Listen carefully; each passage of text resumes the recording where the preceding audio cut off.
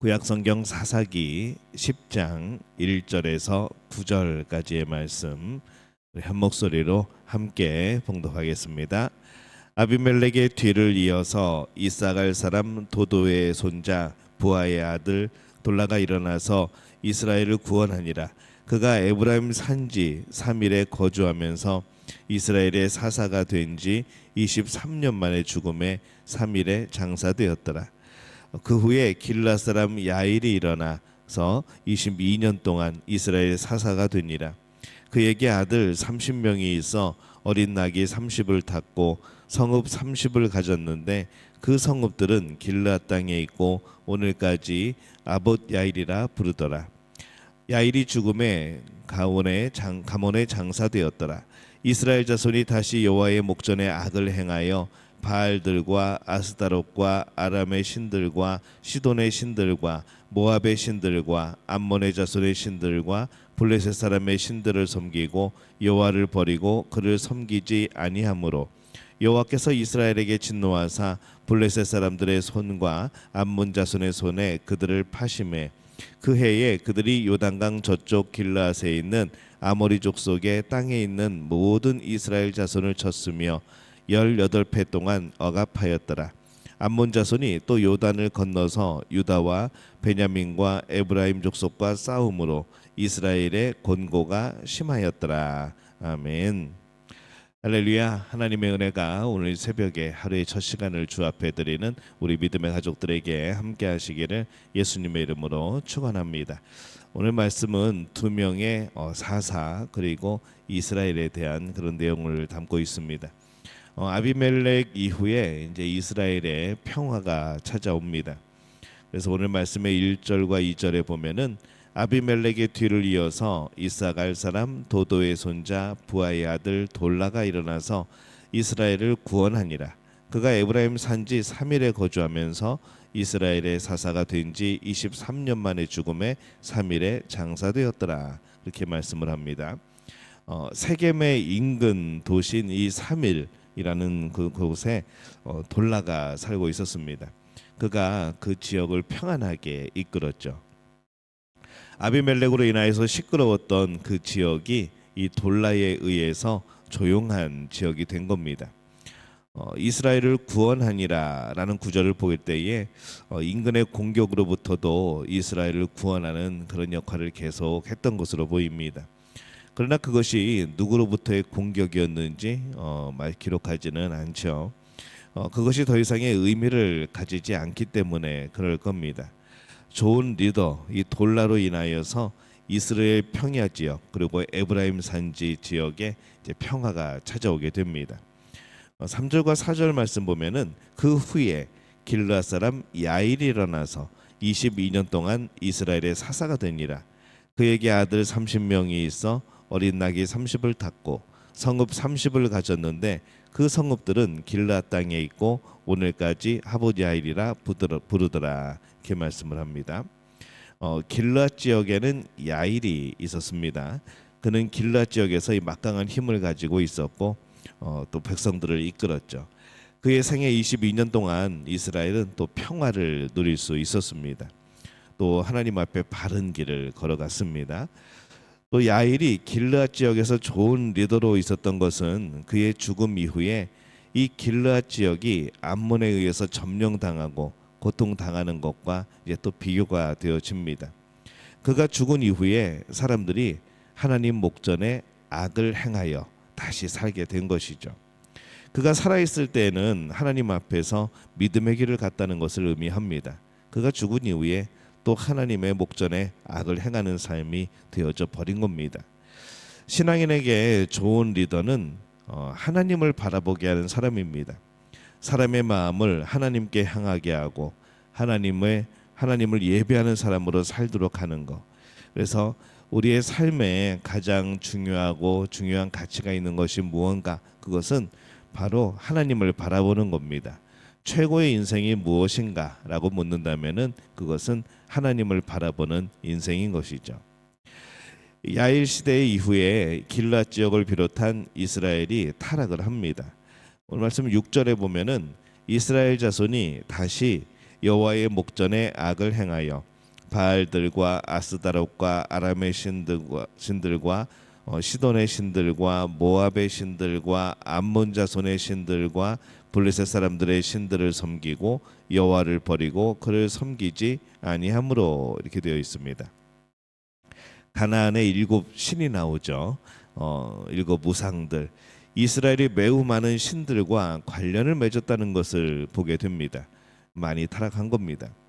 이스라엘은 왜 이렇게 많은 신들을 섬기게 되었을까 생각을 해보면요, 뭐 그들이 종교성이 뛰어나서도 아니고 아마 생각해 보건대 그 신들을 섬기는 사람들과의 교류 또 그런 관련성 이런 것 때문에 이제 그들이 이렇게 많은 신 우상들을 섬기게 되지 않았나라는 생각을 해봅니다. 당시 이웃 민족들은 자신들만의 신을 전부 가지고 있었죠. 그 사람들과 관계를 맺고 교류하고 장사하고 거래하면서 그들의 신이 이스라엘에게 자연스럽게 자리를 잡게 되었을 겁니다. 이스라엘이 많은 신을 섬긴 것 같지만은 사실은 여호와를 버린 것으로 결론이 지어집니다. 그들은 아마 하나님을 버렸다고 말하지 않을 겁니다. 다만 다른 신들도 함께 섬겼다고 말을 하겠죠. 그러나 그들의 마음에는 이미 하나님의 자리가 점점 적어지고 있었고 결국에는 이 우상을 섬기면서 하나님 앞에 범죄하게 되어진 겁니다. 그들은 나 외에는 다른 신을 섬기지 말라라는 하나님의 말씀을 어기고 다른 신들을 섬겼던 것이죠. 그들이 여호와의 목전에 악을 행하여라고 말씀을 합니다. 그들은 하나님께서 보고 계심을 잊어버렸습니다. 또 생각지 않았습니다. 하나님을 예배하지 않죠. 혹은 예배하였어도 그 예배가 진심이 아닌 그들의 중심으로 드려지는 예배가 아니었을 겁니다. 예배는 점점 줄어들고 예배하고 싶은 마음도 점점 줄어들고 이제 그런 모습인 거죠. 그들이 가나안에 여러 신들을 섬겼다는 것은 그 신들을 섬긴 사람들과 관계를 통하여서 더 많은 것을 얻고 있었다는 것을 의미를 합니다. 더 얻었고 더 즐기고 그들의 생각에 우상을 섬기며 그들과 교류하는 것이 더 많은 행복을 가져다 주었던 것이죠. 그들은 나름대로 더 행복하였을 수 있습니다. 근데 그 행복은 사실은 거짓 행복입니다. 신앙인에게 있어서 인생은 하나님을 알아가는 겁니다. 하나님을 더 예배하고 본 인생이 되는 것. 만약에 하나님을 알아가는 기쁨이 작아지고 하나님을 예배하는 기쁨이 작아지면 그건 참다운 인생을 살아가는 길이 아닌 것이죠. 많은 신을 섬기느라 얼마나 바빴을까라는 생각을 해봅니다. 오늘날에도 사람들은 수많은 신들을 섬깁니다. 자신들의 이익을 위해서, 기쁨을 위해서 하나님보다 더 우선순위를 두는 것, 그게 우리 모두 다 우상들인 것이죠. 오늘날 많은 사람들이 바쁜 가운데 살아갑니다. 우리가 하나님보다 더 살아가는 것이 많은 지금의 시대, 어쩌면 그 시대보다도 오늘 성경에 등장하는 그 시대보다도 더 많은 우상들이 우리에게 있지 않을까라는 그런 생각도 해보는 것이죠. 사람들은 매우 다양한 것, 많은 것들을 좋아합니다. 사람의 마음을 빼앗는 것들이 수없이 많습니다. 그것에 유혹되지 않고 미혹되지 않도록 정말 하나님이 나의 가장 사랑이 되어지도록 그렇게 살아가는 우리의 마음의 자세가 필요합니다. 오늘 7절 말씀에 보면은 여호와께서 이스라엘에게 진노하사 블레셋 사람들의 손과 암몬 자손의 손에 그들을 파심해 이렇게 되어 있습니다. 하나님으로부터 마음이 떠나 세상을 즐기는 사람들을 하나님께서 세상의 위험에 노출시키십니다. 그들이 세상을 사랑하였기에, 그들이 우상을 사랑하였기에 그들에게 노출시키는 것이죠. 세상의 향락은 위험 그 자체입니다. 우상은 말 그대로 우상일 뿐인 것이죠. 헛된 겁니다. 결국 사람의 인생을 죄 가운데, 타락 가운데 떨어뜨려 버리는 겁니다. 9절에 보면은 암몬 자손이 또 요단을 건너서 유다와 베냐민과 에브라임 족속과 싸움으로 이스라엘의 곤고가 심하였더라 이렇게 말씀을 합니다. 사람들이 세상을 그렇게 좋아하고 쫓아갔는데 결국 세상은 그들에게 무엇을 주는가, 기쁨을 주었는가 생각했는데 결국에는 곤고가 심하였더라. 이렇게 기록을 합니다. 오늘 사람들은 세상을 그렇게 짝사랑하지만은 결국 그들에게는 수많은 곤고함이 오는 것이죠. 세상에 빠져 살다가 세상의 배신에 가슴 아파하며 절망하는 것이 요즘의 세대의 모습입니다. 세상에 빠져서 수많은 우상의 숲에 살다가 결국 세상의 배신에 곤고함이 남아 있는 것, 결국 그 우상이 헛된 것임을 알고 내 삶이 곤고함 속에 있는 그 모습을 발견하게 되는 것이죠. 오늘 이스라엘 백성들이 그랬습니다. 좋은 리더가 있을 때 그들은 하나님을 바라보았고 하나님의 평화가 있었습니다. 그 평화는 영원한 천국까지 이어질 그런 평화입니다. 그런데 하나님을 바라봄을 놓치게 되었을 때 그들은 이내 세상을 바라보게 되었고 또 우상을 섬기게 되었고 세상에 빠져버립니다.